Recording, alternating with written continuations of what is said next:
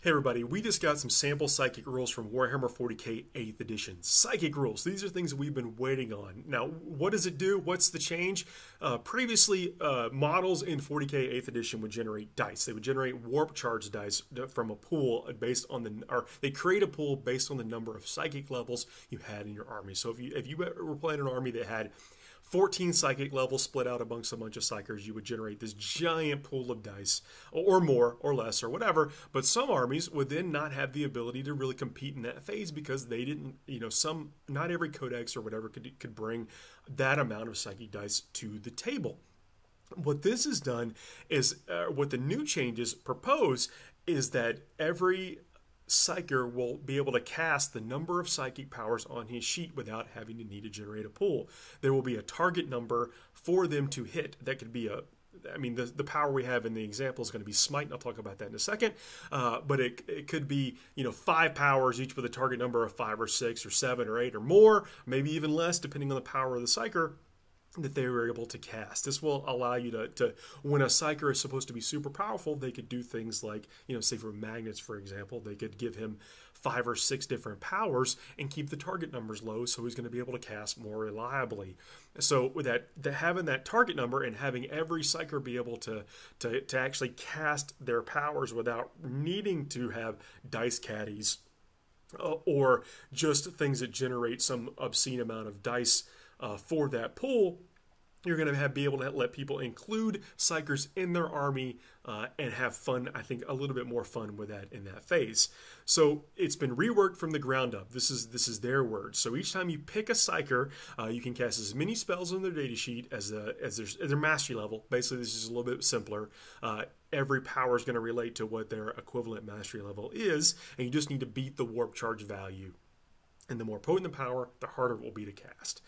Enemy Psykers within 24 inches have the ability to try to deny that power, to block that power. And their mastery level will be able to dictate how easily they're able to do that. So if you got, again, somebody that's super powerful trying to be blocked by somebody that's not so powerful over here, I bet we'll see a little bit harder to do that. But what this does, it creates this, I think, a range dynamic. Anytime you can add more strategy to the game, I think it's a huge benefit.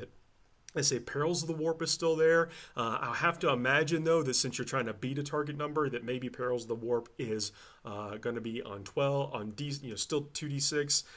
Maybe it's Snake Eyes, the other side. Who knows? What time will tell. Each faction will have its own psychic lore with a range of thematic powers. So at least they're keeping that. That's what we expect to see. Smite. Smite is huge. Every Psyker knows the Smite power.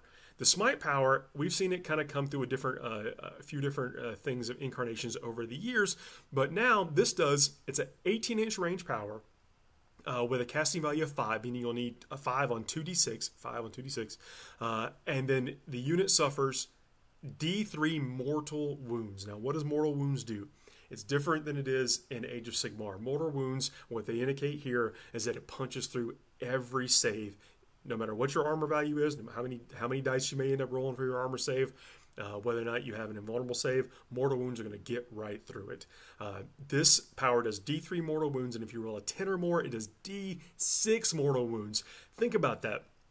That's a lot of wounds. Because in this edition we've already seen the profile for a Dreadnought. A Dreadnought, has a toughness in wound value. Land Raiders are going to have wounds.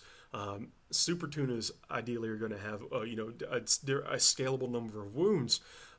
So this mortal wounds being able to take effect on things, affect everything in the game is going to be, I think, pretty exciting because you're going to. There'll be a need for Psykers. You can include 1 or 2 Psykers in your list and effectively probably get powers off that you weren't getting before in 8th edition, allowing you to be able to sprinkle in some of that before. Whereas before, like on the tournament side, you might not have wanted to take 1 or 2 Psykers because you didn't feel at the top tables you were going to get your powers off, kind of shutting out that area for you. But now, I think there's going to be a lot of viability in taking it. Anyway, as we get more info, we'll do more things like this, and of course, you'll see us on the show, on the Forge Narrative podcast. Find that in iTunes. We record that on Wednesdays, so anything between now and Wednesday of next week when we record this, we'll make it in the show. But I just really want to come and talk about this right now. See you guys soon.